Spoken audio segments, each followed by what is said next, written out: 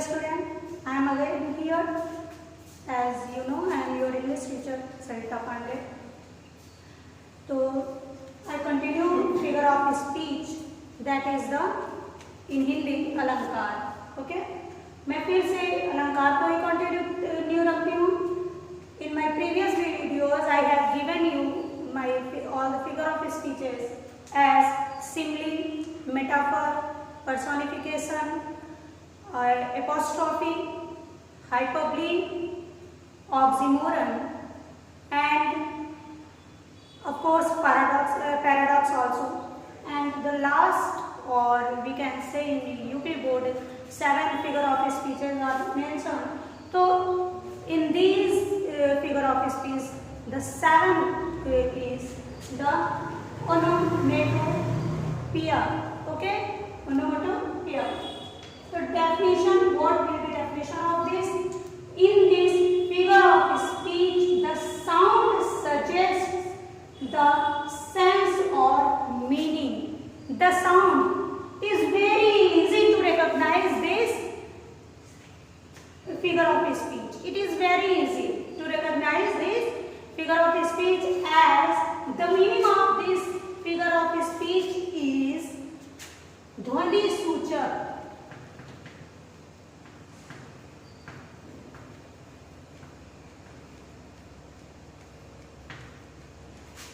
What is ध्वनि सूचक?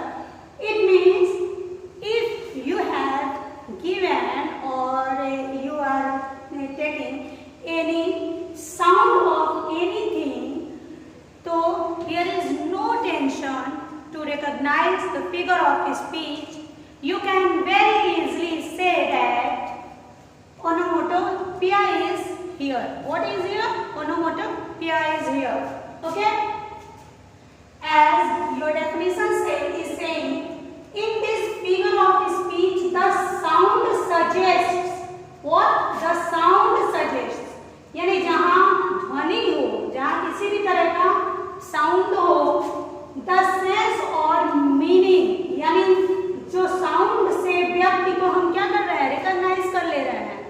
जिस चीज का साउंड है हम उसको क्या कर ले रहे हैं? उसके साउंड से रिकॉग्नाइज कर ले रहे हैं.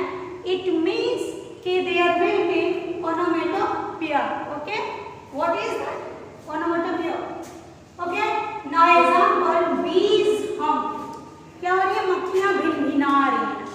अगर हम एग्जाम्पल कुछ बोल दें कि देखो वहां पे भिनभिनाहट आ रही है, तो फटाक से आप लोग क्या कर लोगे कि जरूर वहां पे मक्खियां होंगी जैसे भिनभिनाहट आ रही है. ठीक है, वहां से अगर आप एग्जाम्पल बोलेंगे और कहेंगे कि यहाँ पे कहीं हिनहिनाने की आवाज आ रही है, तो फटाक से इंसान गेस कर लेगा वहां घोड़ा होगा जिसकी वजह से हिनहिनाहट आ रही है. ठीक है, तो इसी तरह से है ना, वहां पे छलछल की आवाज आ रही है, कुछ कलकल छलछल कर रहा है, तो कलकल छलछल से हम लोग हिंदी में फटाक से समझ लेंगे जरूर वहां पे पानी होगा. तो यानी जब साउंड से हम किसी को आइडेंटिफाई कर लेते हैं, यानी साउंड से हम किसी को रिकॉग्नाइज कर लेते हैं, तो here will be the figure of speech onomatopoeia. Okay, तो वहां पे हमें ज्यादा सोचने की जरूरत नहीं है और फटाक से इस फिगर ऑफ स्पीच को हम सेलेक्ट कर लेते हैं. ठीक है, फॉर एग्जाम्पल आइए हम लोग थोड़ा सा देख लेते हैं एग्जाम्पल्स जो नेसेसरी हैं और आपके प्रीवियस एग्जाम्स में जो आ चुके हैं बोर्ड यूपी बोर्ड में. ठीक है, बीज हम, बीज क्या कर रही है? हम कर रही है. तो यहाँ पे क्या है? हम क्या है? द साउंड ऑफ बीज. क्या है?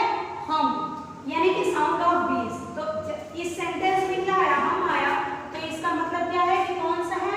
onomatopoeia. Okay, the cat mew. अब हम कहें कि वहां पे वो मीयू कर रही है. क्या मीयू कर रही हो?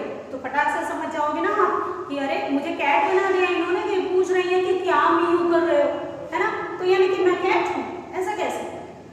ये तरीका है, it's way to decorate a sentence, है ना. तो जिसकी वजह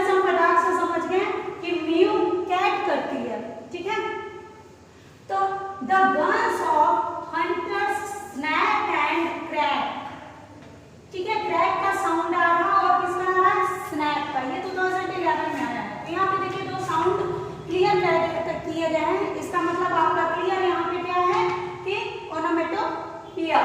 Okay. The next, the snack are hissing. Hissing, it means sound of snack. What is the hissing? The sound of snack. Okay. तो ये सारे आवाज हैं, ठीक है, आवाजें हैं, है ना। तो स्नैक जो हिस की आवाज साउंड करता है, ठीक है। और बीज आर बजिंग, क्या कर रही है बीज? बीज बजिंग कर रही है, यानी भिनभिना रही है। तो यहाँ पे स्नैक जो है वो हिस की आवाज निकाल रहा है, जब पंख फैलाता है तो आप हिस करके बोलता है ना, तो यहाँ पे जो सांप है वो हिस करके बोल रहा है और बीज है वो बज कर रही है, यानी दोनों के साउंड क्लियर किए गए हैं। तो जब दोनों के साउंड किए गए हैं तो आपको इस फिगर ऑफ स्पीच में कोई प्रॉब्लम ही नहीं है। आप फटाक से जब लिख देंगे कि ध्वनि सूचक है या आप एनोमेटर या फटाक से समझ लेंगे। मर्मरिंग ऑफ द इन्यूमरेबल बीज, यानी असंख्य बीजों का मर्मरिंग। अब आप भी बता दो कि इसमें क्या है। हाँ एकदम सही, आपने राइट आंसर दिया है ना, ओनोमेटोपिया, ठीक है। The curfew tolls the knell, ये आपके चैप्टर में है ना, country church written stanza in country churchyard में आपके थॉमस ग्रे ने लिखा है, ठीक है। The curfew tolls the knell of parting day, यहाँ पे साउंड किया जा रहा है पशुओं के रंभाने की आवाज, ठीक है, पशुओं के रंभाने की आवाज। यहाँ पे नीचे लिखे आई चैटर एज आई फ्लो, मतलब मैं कॉन्टिन्यू जितना मैं बोलती हूँ वो चैटर चैटर करती हूँ, यानी कॉन्टिन्यू बोलती चलती हूँ, ठीक है। तो इसका मतलब क्या है कि बोलने की आपकी है ना स्पीड को शो कर रहा है, चैटरिंग को शो कर रहा है, बोली है ये किसी की। And beauty born of murmuring sound, murmuring as you know बड़बड़ाहट का साउंड है ना। द ब्यूटी, जो ब्यूटी है, बोर्न ऑफ मर्मरिंग, यानी कि जहां से जन्म हुआ है इसका वहीं से इसका साउंड क्या है, साउंड क्लियर है, ये बड़बड़ाता है या बहुत स्लो वॉइस देता है, ठीक है। तो ये मर्मरिंग यहाँ पे भी साउंड दिया गया है। तो इस तरह से नीचे लास्ट देखते हैं, I hear lake water lapping with the low sounds by the shore. अब यहाँ पे फिर से देखिए कि यहाँ पे लैपिंग विद द है ना लो साउंड्स बाय द शोर, ठीक है। शोर का साउंड यहाँ पे क्लियर कर रहा है लैपिंग के साथ में। इसका मतलब यह होता है कि यहाँ पे भी ये ध्वनि सूचक है, क्या कर रहा है, ये ध्वनि सूचक, यानी साउंड को क्लियर कर रहा है। यानी किसी भी जगह पे अगर कोई व्यक्ति कहता है कि ये बहुत खड़खड़ा रहा है या बहुत हिलने की आवाज आ रही है या किसी भी चीज के अगर साउंड को क्लियर किया जा रहा है, तो इसका मतलब एज एलिफेंट ट्रम्पेट, तो एलिफेंट ट्रम्पेट करता है ना, एलिफेंट ट्रम्पेट से होता है, तो एलिफेंट साउंड गरज रहा है, एज लॉयन रोयर। तो ये सारे जो एग्जांपल्स हैं वो किस चीज के एग्जांपल्स हैं, वो आपके ओनोमेटोपिया के ही एग्जांपल्स हैं। तो इस figure of speech I think आपको कोई डाउट नहीं है। आप लोग कभी भी आप इसको जब आप देखोगे तो आपके माइंड में आ जाना चाहिए, क्योंकि इसमें किसी तरह का संदेह नहीं है। एक बार फिर से हम आपको सारे जो है फिगर ऑफ स्पीच मैं आपको रिमाइंड करा दे रही हूँ। जो फिगर ऑफ स्पीच है, तो there are 7 figure of speech in UP board mentioned, okay. तो first is simile, second is metaphor, third is personification, fourth is apostrophe, fifth is hyperbole and sixth is your oxymoron and the last one is onomatopoeia. ये 7 जो हैं वो UP board आपके में mention किए गए हैं, जो कि आप लोगों को तैयार करना है। इसकी डेफिनेशन आएगी, इसमें क्वेश्चन 2 नंबर के आ सकते हैं 2 मार्क्स के, कि या डेफिनेशन लिखिए विद एग्जांपल। तो आपको डेफिनेशन अगर विद एग्जांपल नहीं भी दिया जाता है तो याद रखिएगा, कोई भी डेफिनेशन तब तक क्लियर नहीं होता है, तब तक पूरा नहीं होता है जब तक उसकी डेफिनेशन न दी जाए। तो यानी कि आपको ये डेफिनेशन के साथ में उसका एग्जांपल देना ही देना होता है। तो आप इस तरह से लर्न कर लीजिएगा।